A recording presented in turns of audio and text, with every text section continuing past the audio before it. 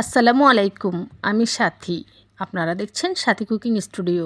আমাদের আজকের রেসিপি পাকা আমের ভীষণই মজার স্পঞ্জি কেক। পাকা আমের তুলতুলে নরম সফট এই কেক দেখলে জিভে জল আসবেই। আর এই কেকটা বানানো অনেক সহজ। কেকটা বানাতে যতগুলো টিপস দরকার সবগুলো টিপস নিয়ে আজকের এই ভিডিও। আশা করছি ভিডিওটি সকলের ভালো লাগবে। ভালো লাগলে চ্যানেল সাবস্ক্রাইব করে পাশে থাকা অল বাটন ক্লিক করে রাখবেন, তাহলে আমি যখন যে রেসিপি ছাড়বো সবার আগে আপনার কাছে পৌঁছে যাবে। আর যারা এরই মধ্যে চ্যানেল সাবস্ক্রাইব করে ফেলেছেন সকলকে অসংখ্য ধন্যবাদ। চলুন কেকটি বানিয়ে দেখাচ্ছি। পাকা আমের ভীষণ মজার এই কেক বানানোর জন্য নিয়ে নিচ্ছি একটি ডিম, নিয়ে নিচ্ছি মেজারমেন্টে 250 গ্রামের কাপের হাফ কাপ চিনি, নিয়ে নিচ্ছি 1 কাপের 4 ভাগের 1 ভাগ লিকুইড দুধ। আর এই দুধটা এতটাই ঘন হতে হবে, একেবারে মালাইয়ের মতো ঘন দুধ নিতে হবে। নিয়ে নিচ্ছি 1 কাপের 4 ভাগের 1 ভাগ সয়াবিন তেল। তেলের জায়গায় আপনি চাইলে ঘি নিতে পারবেন, বাটার নিতে পারবেন। নিয়ে নিচ্ছি মেজারমেন্ট কাপের হাফ কাপ আমকে এভাবে টুকরো করে তারপরে হাফ কাপ মেপে নেবেন। নিয়ে নিচ্ছি 1 চা চামচের 3 ভাগের 1 ভাগ লবণ। এবার এসব কিছু একসাথে ব্লেন্ডার করে নিতে হবে। ঘড়ি ধরে পাক্কা 2 মিনিট ব্লেন্ডার করে নিচ্ছি। এবার বাটিতে নিয়ে নিলাম। এবার একটা হ্যান্ডউইচ অথবা কাঁটা চামচ দিয়ে এগুলোকে খুব ভালো করে আগে নেড়ে নিতে হবে। এই দেখুন নেড়ে নিচ্ছি। তারপর দিয়ে দিচ্ছি এখানে আটা।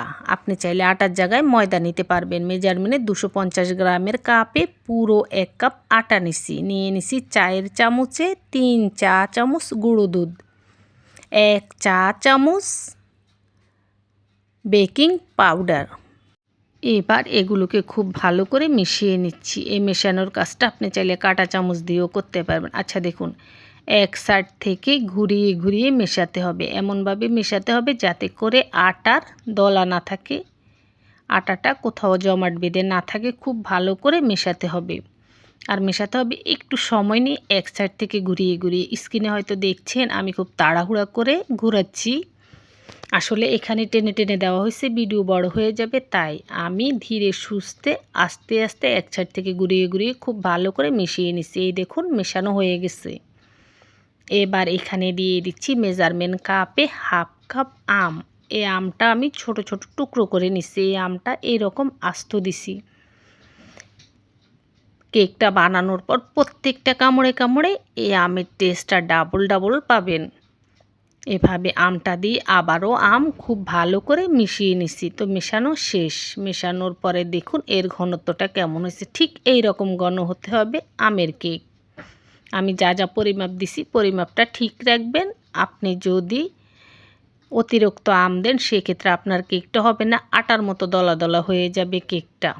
সব কিছুর পরিমাণ ঠিক রাখবেন, কেকটা একেবারে স্পঞ্জি হবে। আচ্ছা দেখুন, কেক এ বাটিতে বসাবো। তো এই বাটিটা 7 ইঞ্চি। আসলে বড় বাটিতে দিলে কেক চ্যাপ্টা টাইপের হয়ে যায় আর কি, পাতলা। আপনি 5 ইঞ্চি সাইজের বাটি নেবেন এই কেকটা বসানোর জন্য। যাক, আমি একটা বড় বাটি নিচ্ছি, এটার মধ্যে বসিয়ে দিচ্ছি। বাটির নিচে এক টুকরো লেখালেখির কাগজ দিয়ে তারপরে খুব ভালো করে বাটির তলায় ও ভিতরে 4 সাইডে সয়াবিন তেল মেখে নিচ্ছি।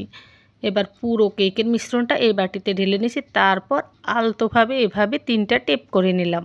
কেকটা বসাবো হাঁড়িতে। যে কোনো হাঁড়িতে বসাতে পারবেন, ননস্টিকের, দস্তার, লোহার হাঁড়ি বা সিলভারের হাঁড়ি, যে কোনো হাঁড়িতে বসাতে পারবেন। তো আমি এই হাঁড়িটাতে কেক বসাবো। হাঁড়ির ভিতরে একটা স্ট্যান্ড দিয়ে ঢাকনা দিয়ে ঢেকে ঘড়ি ধরে পাক্কা 20 মিনিট চুলার লো আছে, চুলার মধ্যে এই হাঁড়িটা রেখে দিচ্ছিলাম। এখন ঢাকনাটা সরিয়ে স্ট্যান্ডের উপরে কেকের বাটিটা বসিয়ে ঢাকনার ছিদ্রগুলো বন্ধ করে কেকটা চুলায় রেখে দিচ্ছি পাক্কা 1 ঘন্টার জন্য। চুলার লো আছে বরাবর। 1 ঘন্টা পরে ঢাকনাটা সরিয়ে নিলাম দেখুন। আর এই 1 ঘন্টা চুলার আঁচটা একেবারে লোতে রাখতে হবে।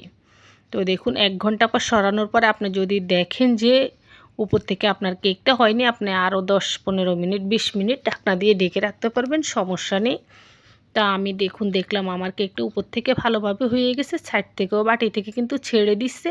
আর কাঠি দিয়ে চেক করেছি কেকের ভিতরেও ঠিকঠাকভাবে হয়েছে, কাঠিটা ক্লিন আসছে। তো কেকটা হয়ে গেছে, তার জন্য আমি কেকটা নামিয়ে নিচ্ছি। এবার ছুরি দিয়ে চার একটু আলগা করে কেকটা এই প্লেটে ঢেলে নিলাম। এই তো দেখুন কেকের নিচটাও কিন্তু পড়েনি। কাগজটা তুলে দেখাচ্ছি, এটা কিন্তু লেখালেখির কাগজ। এই দেখুন লেখালেখির কাগজে ভালো করে তেল মেখে নেবেন, তাহলে এভাবে উঠাতে সহজ হবে। মাশাআল্লাহ, আল্লাহর রহমতে দেখুন কেকটার কালার অনেক সুন্দর আসছে। আমের কেক এমনিতেই কালার সুন্দর হবে, এছাড়াও কেকটা পড়েনি দেখুন নিচ থেকে। এই দেখুন এই কেকটার আপনি একটা টুকরা খেলে কলিজা ঠান্ডা হয়ে যাবে, মুখে দিলে মুখের টেস্টটা লেগে থাকবে। এত স্বাদে এই কেকটা আপনারা বাসায় সবাই ট্রাই করুন। আচ্ছা দেখুন কেকটা বড় বাটিতে দিছি, তাই আগেই বলেছি আবারও বলছি, তার জন্য এটা পাতলা হয়েছে। যদি আপনি আরও ছোটো বাটিতে দেন 5 ইঞ্চি বাটিতে, তাহলে এটা অনেক উঁচু হবে, দেখতে সুন্দর দেখা যাবে।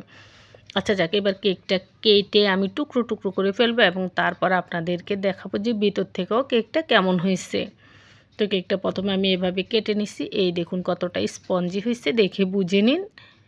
এবার ছোট ছোট করে টুকরো করে ফেলছি পুরোটা কেক। এই তো ছোট ছোট করে টুকরো করে ফেলছি। তারপর দেখুন প্রত্যেকটা টুকরো কেমন হয়েছে। কেকটা এখন একেবারে গরম গরম অবস্থায় আমি খুলেছি। যখন এটা ঠান্ডা হবে এটা অনেক স্পঞ্জি হবে আরও।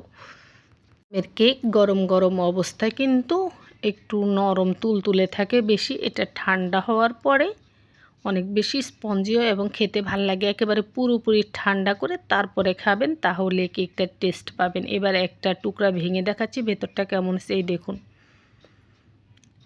কতটা স্পঞ্জি হয়েছে, আমি যে ছিঁড়ছি দেখে বুঝে নিন।